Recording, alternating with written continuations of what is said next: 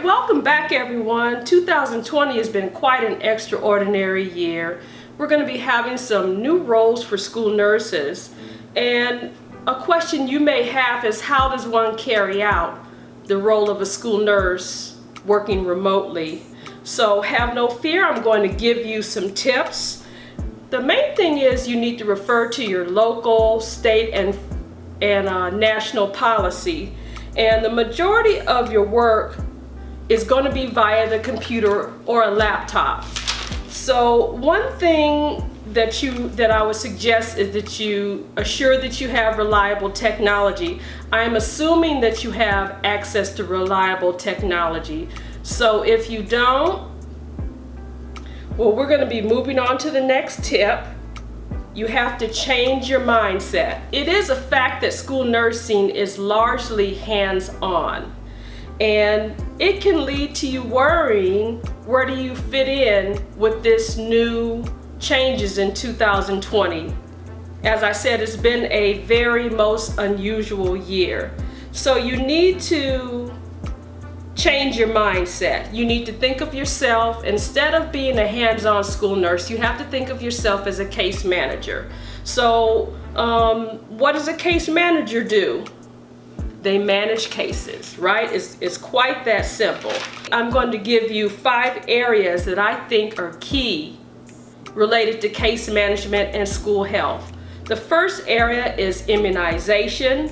The second area is related to mandatory hearing and vision screenings, or mandatory screenings in general, regardless of whatever your school or local or state area mandates. Also scoliosis, and you want to also consider students that have chronic diseases.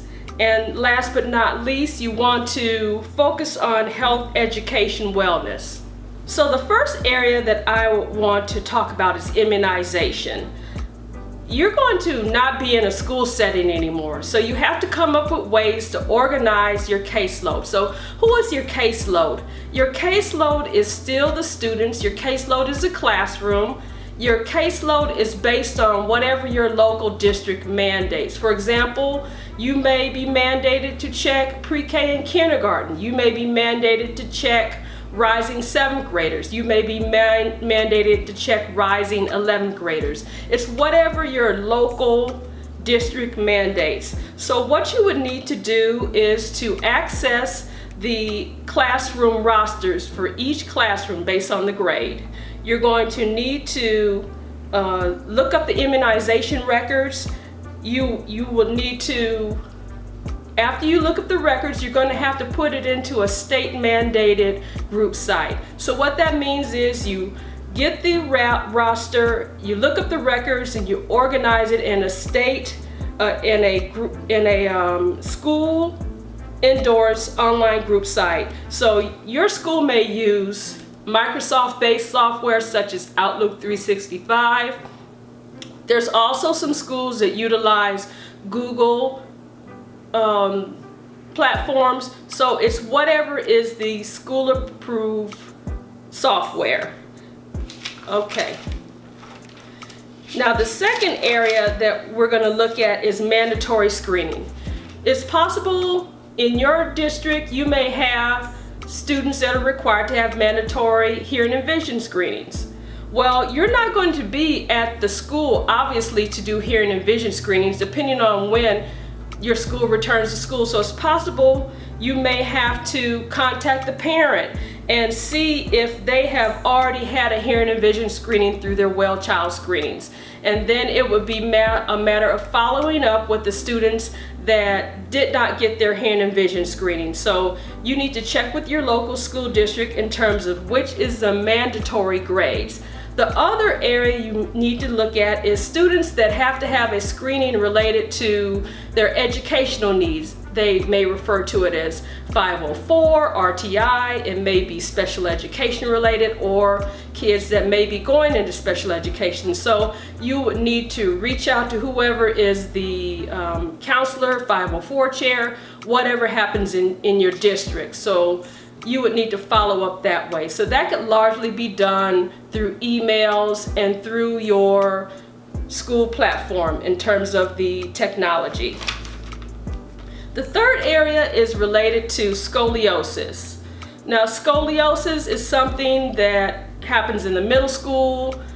It may happen in 6th grade and 8th grade. It depends on what your district is. So obviously you're not at the school to do those scoliosis screenings. Normally the physical education teachers would do it, and then the school nurse would turn around and do the re-screenings. You're not going to be there. So what you're going to do is you're going to reach out to the parents and make sure that they go to their well child screening and get a scoliosis screening. You can follow up with those parents via email, whatever is the approved communication system through your school district.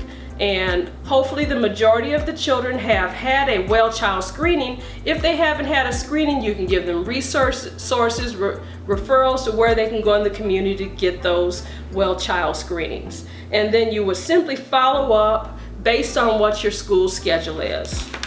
The next thing, number 4, is related to chronic illnesses. You're going to need to act like, although you're not at the school, you're going to need to check in with the families. If this child had a medication during school hour form or a doctor form, whatever your school district calls it, you need to make sure that they still are getting that necessary paperwork. So when we do return to school, they have not only the current medications, they have the proper documentation so it can be given during the school. So that could be related to the physician forms. It could be asthma action plans, if they have a food allergy, anaphylaxis, seizure plans, and also if it's a diabetic, you want to make sure that they have a recent diabetic medical management plan. You may also follow up with whoever is handling the 504 related services, whatever they call that title. It could be a student support specialist, it could be a counselor, whoever is designated at that school, so you can check up on all the students that have chronic illnesses to see if they're enrolled. So come up with a way to reach out to those families with that person that is dealing with the 504 and the chronic illnesses. Last but not least, you're going to focus on health education. A good reference would be Healthy People 2020, and you would refer to your community partners, for example, the local health department, school, children's hospital, and other community partners. And you want to focus on things that are going to reduce risks related to comorbidities. So that could be anything from obesity prevention, nutrition. It could include a variety of things. So finally, what you need to do is you need to, again, refer to your local and state policy. And what you can also do is be sure to check with whoever is your lead in terms of the deadlines and make sure that you meet those deadlines that are specified by your school district. I hope that these ideas and tips are helpful to you. You can follow me on social media, on LinkedIn under Danelle Dautrieve-Sanford. I'm also on Twitter under the same name, and you can follow me on Facebook under the name Nurse Danielle. Thank you.